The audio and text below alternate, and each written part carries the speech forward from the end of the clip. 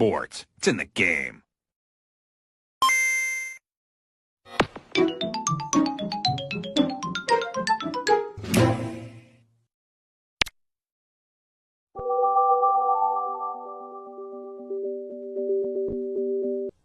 Coming soon to own on video and DVD.